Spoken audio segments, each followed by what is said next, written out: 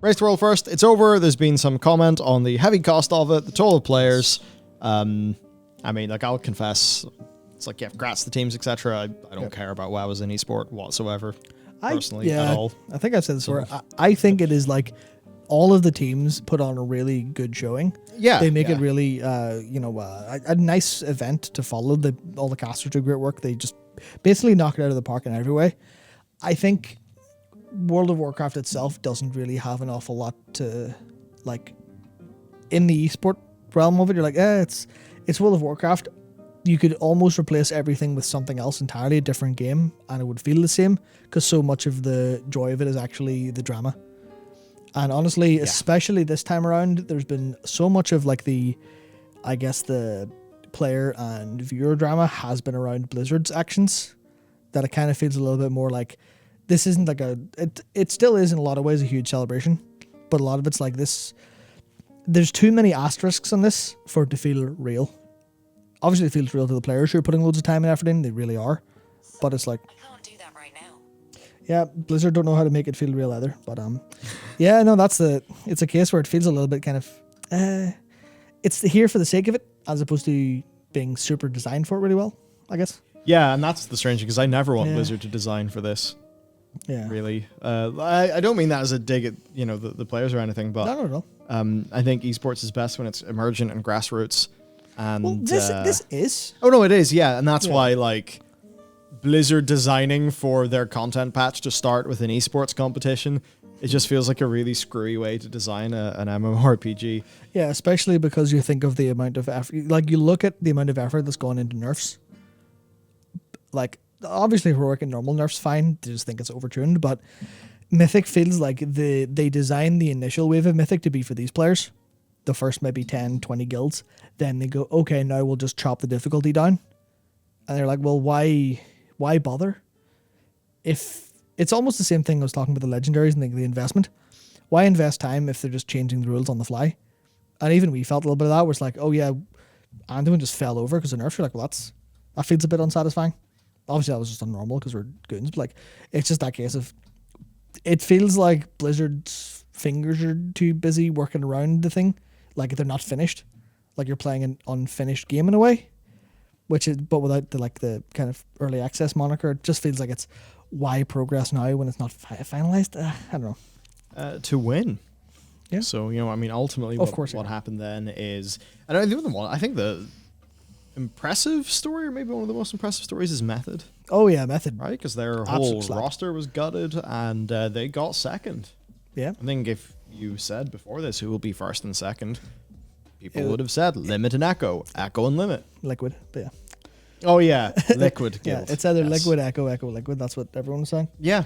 But no, Method got it. So I thought that was quite interesting. Skyline got third, then Pieces, and then Liquid. And that's because Liquid decided to stop raiding over last weekend after Echo got the win. So they stopped raiding, flew back home, and said they would start again fresh on Monday. They did. They got the kill. But just quite interesting, a thing where the extended duration of this race just burnt them out. Yeah, and not even just burnt them out. That's a case where, like, for all of the guilds who were raiding in a more sustainable way, because they were raiding as they do normally, but on Mythic, they didn't have a bunch of costs to incur. Whereas obviously it looks fairly grim or fairly bad for them to go, okay, we've got this big event set up. We've got all these players flown out to this place. Oh, we have to move now. It's like that's putting a big stopper on them. It's putting a bunch of extra financial costs on them. It also just there's the reputational damage of, oh yeah, we have to cut the event short and then finish the race later. Makes the event feel bad. Yeah, and that's the problem that a lot of other guilds didn't deal with. So they're just like, yeah, we're just raiding. Obviously, a lot of them were properly fully day raiding and stuff, but for guilds that weren't putting all that money up, they have a pretty big advantage with this length of race. Yeah, I think. Yeah, no, fair. I guess especially when people are physically separated from their normal lives. It's quite a commitment. And now one thing that's worth noting though is every kill other than Echoes experienced the bug where the jailer only healed for 11% instead of 19%, meaning that a bunch less time was needed in that final phase. The bug, yes. So that essentially means that the people who have downed the most true version of the Jailer are Echo. Yeah, and even then, it's technically they didn't because it's unclear if Mortal Strike healing reduction was intended in that or not. So I think that cut a couple percentage off. Yeah. But obviously that's not the same as Mirrors of Torment, just silencing the boss's heal. That's so strange. Yep. I guess that's wasn't tested publicly, so... Wasn't tested publicly. But if this was tested publicly, it would have made the race less interesting for people because you weren't discovering anything new. Yep. But yeah, a bit funky. You just be like, all right, less healed by, done. Final phase shorter. Yep. It's kind of crazy to me. Indeed. Here's another one. How to pull in Cymox where he didn't start his intermission. Look back now, and it may have been because of mirrors silencing the intermission cast. Yep. Damn. That's brutal. Yeah, so I really should be a Venthyr mage. Don't know what I'm doing being Kyrian. Absolutely. So, that's just quite crazy. Mm-hmm. Now in a reply to Batsu's post on Twitter that detailed this, another user said that its functionality also works for Cymox, so it just does work for Cymox then. Mm-hmm. So this is probably something Blizzard will, hotfix, but it does raise the big question of, like, what kills get recorded? Yeah, what's a because, Mortal Strike is definitely making it easier, but Mirrors of Torment completely... so much more. Yeah, because if you think about it kind of vaguely philosophically, you've got that boss heals. How do I stop that? Mortal Strike, that's like a really natural, like, okay, that's well within the game mechanics. But you can't kick boss casts unless specifically kickable. You can't, S-Priest silence them. So the mirrors one's more clearly a bug and less likely to be intended. But at the same time, Blizzard's word is law, and I believe they congratulated Method officially. So that's it.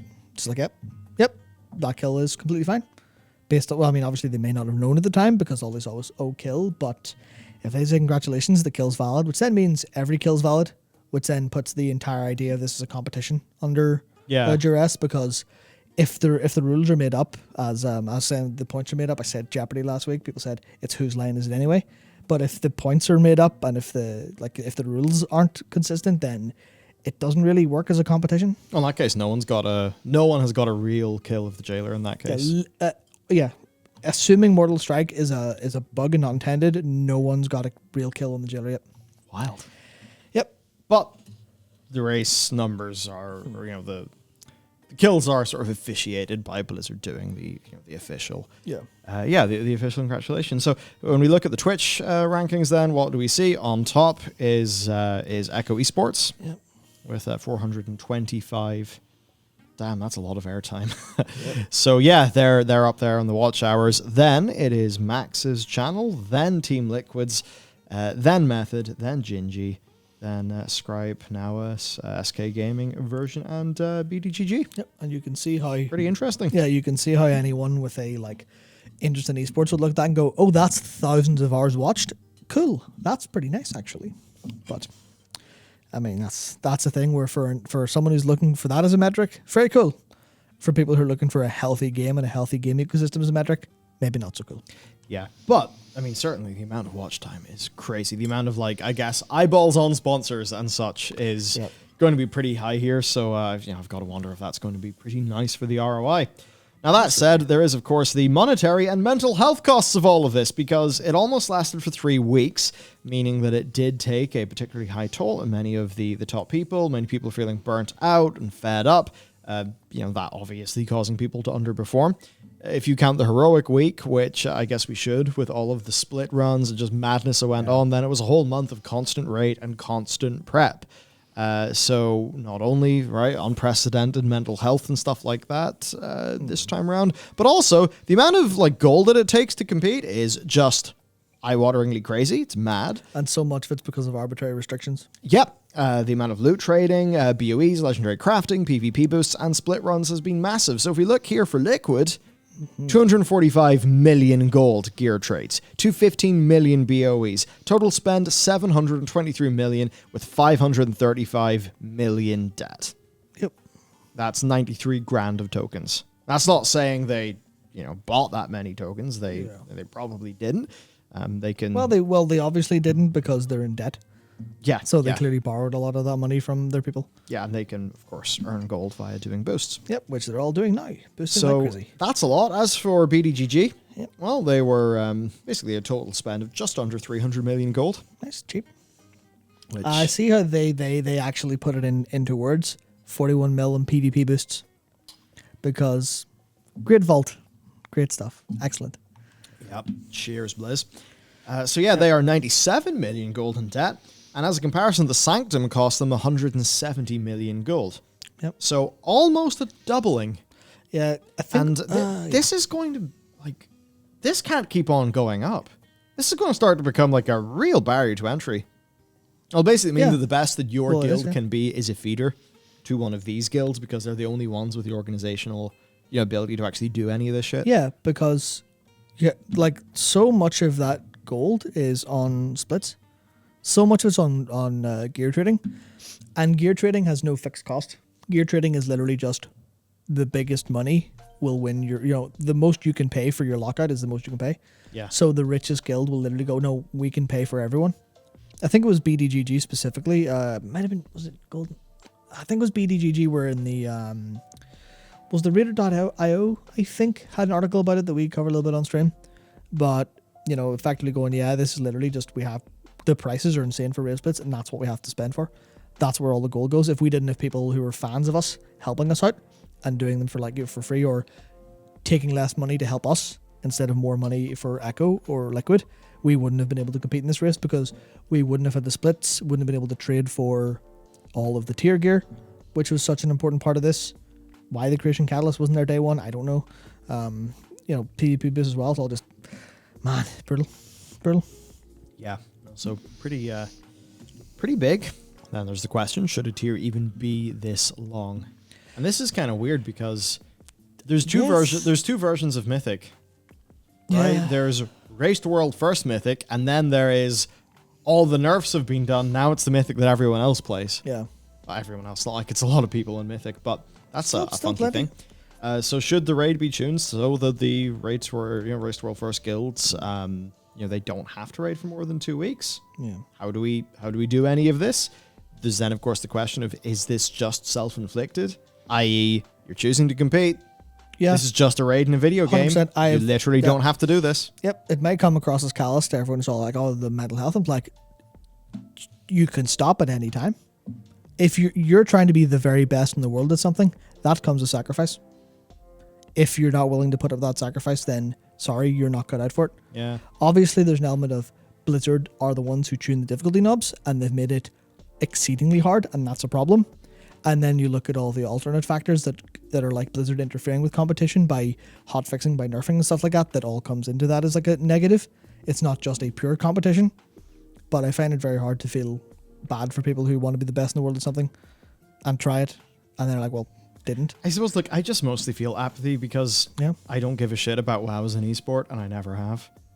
And I don't, again, I'm not trying to be disrespectful or anything. It's just, it's an MMORPG.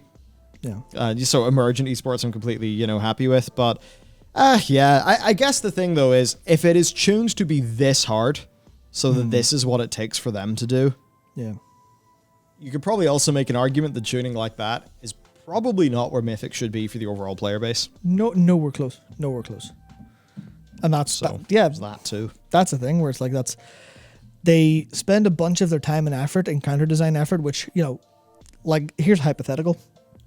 If they didn't have to spend this much time tuning, if they didn't have to spend the first now 3 weeks of a patch looking at this, watching this live, not sleeping because live ops are involved, not sleeping because encounter designers have to, be there for all of NA raid time, then all of EU raid time, then some of like China raid time, which is, the whole world, 24 hours a day, basically. Yeah. If they aren't doing that, what can those employees be doing? Because that's likely going to be senior members of the team watching over this stuff, the people who have the decision making and the ability to go, oh, that boss is off by a bit, let's fix that live. If they weren't doing that, if they went, here's what it is, fucking deal with it. If they did that, what could they be doing with their 3 weeks? Is like, I don't know how fast they design stuff, but could we be getting extra bosses? Obviously you think about art time and story time and stuff as well, but in terms of pure encounter design time, is the Race to World First making us lose out on a Crucible of Storms or a Trial of Valor, because in the time they could be implementing, they're fixing this stuff for the 0.01% of players. Basically, is it a massive distraction that doesn't serve the vast majority of the player base? Yeah. But then there is the counter argument to that, where Mythic rating it's like a Halo product. Yeah. It's like a Mac Pro. It's stupidly expensive. Barely anyone's going to actually buy one, but there's this like perceived mystique that kind of trickles down the rest of the product line, right? So it's not just, you're raiding, you're doing normals and heroics, but oh look, there's Mythic. It's over there. It's super hard. There's a big race. And then people, they kind of see that. And it's just the basics of what a Halo product is for a company. Yeah. I wonder if they view it as an important Halo product that They definitely do. Yeah, that they need to keep going. They definitely do. And they also probably see it as a, like, and I'm not saying this to be a bad thing, although this people can read what I'm saying as a bad thing, but it might just be like almost like a vanity project for them, not just Halo, like for the importance. It might be, we want to see the best player, especially when you consider where a lot of the like encounter designers and even obviously the game director came from, which is these scenes, these like really, really high end player scenes. They likely have a personal interest in making that happen, which I think, obviously as creatives running a team, they're obviously allowed to have their creative input. We're not making the game. So I think it's fair for that aspect as well. And to go, yeah, if you'd like to do it, but maybe tone it back if other parts are suffering. Maybe. Just kind of that thing of, if it's a vanity project, cool, but yeah, well, I mean, it doesn't seem like FF14 is damaged by ultimates being cleared comparatively quickly.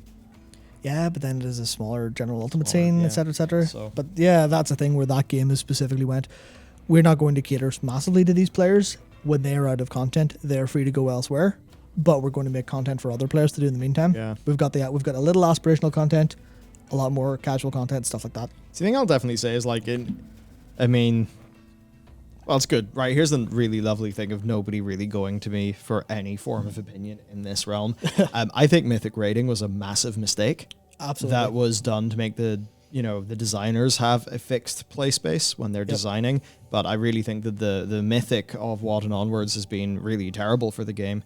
I mean this for the average player, right? Because even I remember doing Throne of Thunder, and we would do a few heroic bosses. Remember back then? In Throne of Thunder, it was just normal and heroic, and normal was analogous to heroic today, right? So the hardest difficulty in the game, there with just the regular group of people, go and do it. Now, I suppose it's probably a little bit harder to have Mythic with, the flexible difficulty. Of course, yeah, but 100%. Maybe it could work. I don't know. Or even if there was a Mythic 10, I'd be happy. But that's just not how the stuff's designed. Yeah. At the end of the day, and they probably, they look at like a 10-player roster and think, well, that's not going to get us enough coverage of all the different classes, so it needs to be 20. Yeah. But there's even loads of people in the Mythic scene who, after playing FF14, have just said, like, if we were doing it again, we'd take a smaller... Savage 8 slaps. It's yeah, so absolutely. Good. Yeah. It's so good. No, I've always preferred smaller raids. Same. That's why we run 226 when we're doing stuff. Yeah, it's totally. like, do people come in and say 226 is making this way hard of yourself? Yeah. But the idea of having to, there's 10 people, so there's 9 other people, which means you know them all a lot better. And also the play space is less crowded. You have a lot, obviously it's a nicer format to work with, I think.